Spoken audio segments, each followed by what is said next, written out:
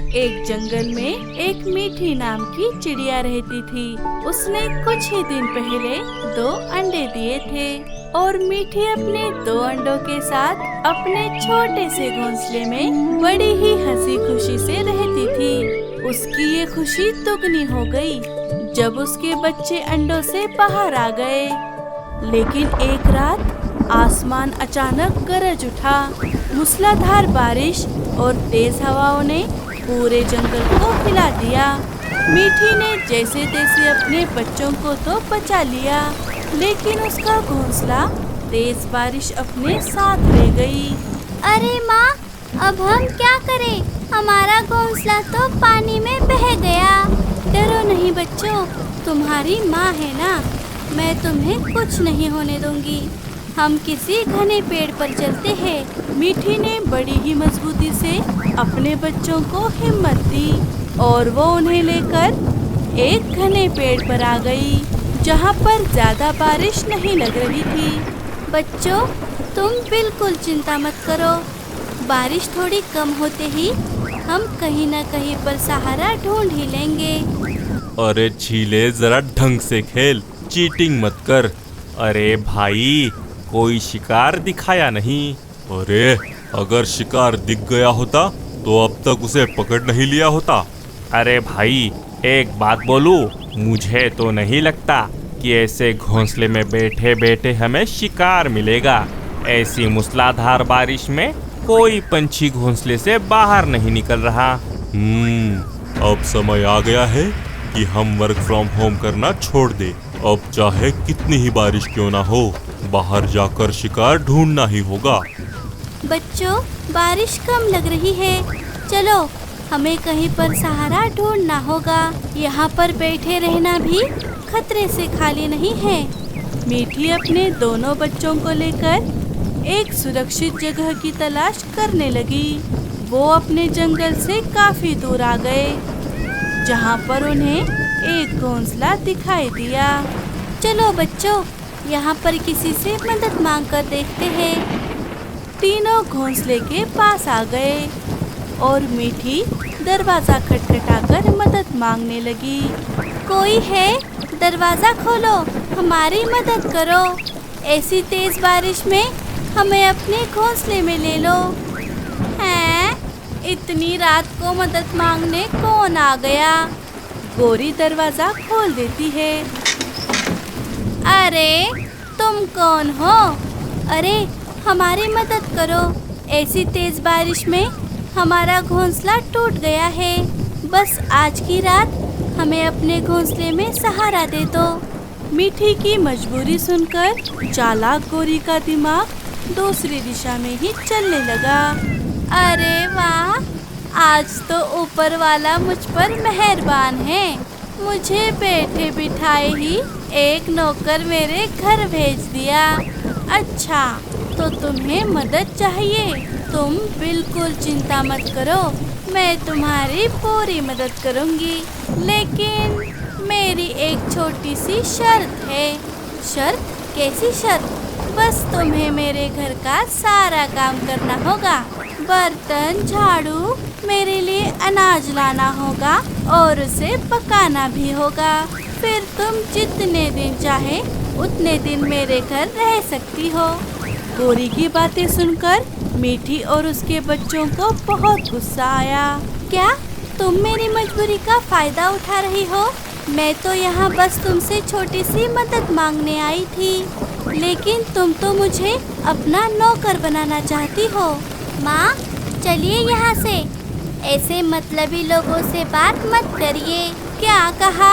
ए लड़के, ज्यादा चपर चपर मत कर और निकलो यहाँ से। मुझे भी तुम्हारी मदद नहीं करनी। चलिए माँ, आप यहाँ से चलिए। तीनों वहाँ से चले गए। हाय दैया, अच्छा खासा नौकर हाथ आया था, अब सारा काम मुझे ही करना पड़ेगा।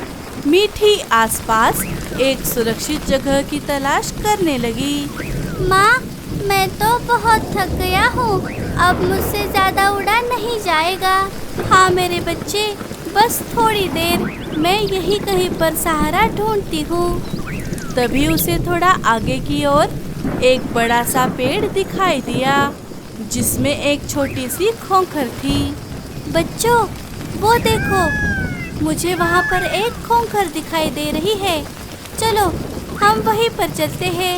तीनों उस खोखर के अंदर चले गए। तभी बारिश और तेज हो गई।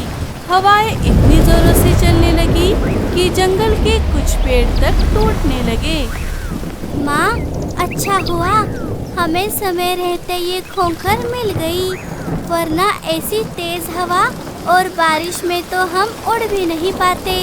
हाँ, सोनू सही कहा, ये खोखर सुरक्षित लग रही है। माँ, मुझे बहुत भूख लगी है। अरे सीनू, अब ऐसी बारिश में मैं तुम्हें क्या ला कर दूँ? मैंने जो अनाज इकट्ठा किया था वो तो हमारे घोंसले के साथ बह गया। कोई बात नहीं माँ। सीनू, एक दिन अनाज नहीं खाएगा तो कुछ नहीं होगा। वैसे भी हम बहुत थक गए हैं, नींद तो अपने आप आ जाएगी। बच्चों, कल सुबह होते ही मैं तुम्हारे उठने से पहले ही अनाज ले आऊंगी। ठीक है माँ, ठीक है माँ। दोनों बच्चे अपनी माँ के पास बड़े ही सुकून से सो गए। सुबह हो गई। अब आसमान बिल्कुल साफ और सुनहरा लग रहा था। पेड़ों की भीगी टहनियों पर सूरज की नरम किरणें चमक रही थी और मीठी के बच्चे अभी भी गहरी नींद में सो रहे थे। बच्चे सो रहे हैं, तब तक मैं अनाज ले आती हूँ। मीठी अपने बच्चों को बिना बताए अनाज लाने चली गई। पता नहीं इस अनजान जंगल में मुझे अनाज कहाँ पर मिलेगा। मुझे तो इस इलाके के बारे में भी कुछ नहीं पता। अरे वाह, आखिर मुझे बाहर निकलने का मौका मिल ही गया, वरना आसमान तो ऐसे बरस रहा था जैसे 7 जन्मों की दुश्मनी निकाल रहा हो साला। बस अब कहीं पर बढ़िया शिकार मिल जाए। शिकारी ऐसा सोच ही रहा था कि तभी उसे मीठी चिड़िया दिखाई दी। अरे वाह, आज तो ऊपर वाला कुछ ज्यादा ही मेहरबान है। ये कुरकुरी चिड़िया खाने में तो कुछ अलग ही मजा आएगा। चील ने मीठी की तरफ अपनी रफ्तार बढ़ाई और इन बातों से अनजान मीठी चील के चुंगल में फंस गई। इतना बढ़िया शिकार मुझे तो बड़ी आसानी से मिल गया। चील को अपने सामने देखकर मीठी तो कांप ही गई। नहीं नहीं, मुझे छोड़ दो मुझे। अरे चिड़िया रानी, तुम्हें छोड़ने के लिए थोड़ी ही पकड़ा है। तुम जानती नहीं मैं कितने दिनों से भूखा हूँ। जब से ये बारिश हो रही है तब से पेट में एक दाना तक नहीं गया। अब तुम ज्यादा कटकट मत करो, सीधा मेरे पेट में चलो।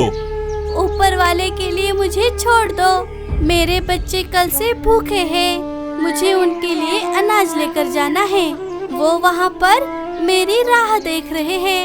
अच्छा, तो तुम्हारे बच्चे भी हैं? अच्छा, एक काम करो, मैं तुम्हें छोड़ दूंगा, लेकिन उसके बदले मुझे तुम्हारे बच्चों का पता बता दो। क्या? नहीं, बिल्कुल नहीं, मैं ऐसा कभी नहीं करूंगी। मैं अपने बच्चों का पता तुम्हें नहीं बताऊंगी, चाहे मेरी जान ही क्यों ना चली जाए। अच्छा, तो दो अपनी जान, मुझे क्या, बच्चे मिले या उनकी माँ? चील मीठी पर झपटने ही वाला था, तभी वहाँ से भूरी कौवी गुजर रही थी। वो सारा नजारा देख लेती है। अरे बाप रे, ये चिड़िया तो चील के चुंगल में फंस गई है। चल चिड़िया, अब मेरे पेट में जाने के लिए तैयार हो जा। तभी भूरी ने उस पेड़ का एक कटहल काटकर नीचे की ओर छोड़ दिया, जिससे बड़ा सा कटहल चील के सिर में जा लगा। अरे मर गया रे, हाय मम्मी, ये आसमान से कटहल कहाँ टपका? अरे तुम ठीक तो हो ना? अच्छा हुआ मैंने समय रहते देख लिया। अरे तुम कौन हो जो मेरे लिए फरिश्ता बनकर आई हो? मेरा नाम भूरी है, मैं यहीं पर रहती हूँ। शायद तुम इस जंगल में नहीं हो। दरअसल मीठी ने अपनी सारी कहानी भूरी को बता दी। इसीलिए मैं अपने बच्चों को उसी खोकर में छोड़कर अनाज लाने चली गई। क्या कहीं तुम उस बड़े पेड़ वाले खोकर की बात तो नहीं कर रही? हाँ, वो बहुत बड़ा पेड़ है। अरे ये तुमने क्या कर दिया? वो पेड़ बहुत खतरनाक है। उस पेड़ पर एक काला सांप रहता है। ये बात सुनकर मीठी का दिल दहल गया। क्या सांप? अरे नहीं, मुझे अभी उनके पास जाना होगा। मीठी और भूरी कुछ ही समय में उस पेड़ के पास पहुंच जाती है। मीठी खोखर के अंदर देखने लगी तो ये क्या, खोखर में तो उसके बच्चे ही नहीं हैं, जिसे देखकर मीठी के पैरों तले जमीन ही खिसक गई। अरे नहीं बच्चों, ये बच्चे कहाँ चले गए? भूरी, मेरे बच्चे तो यहीं अंदर सो रहे थे, पता नहीं वो कहाँ चले गए।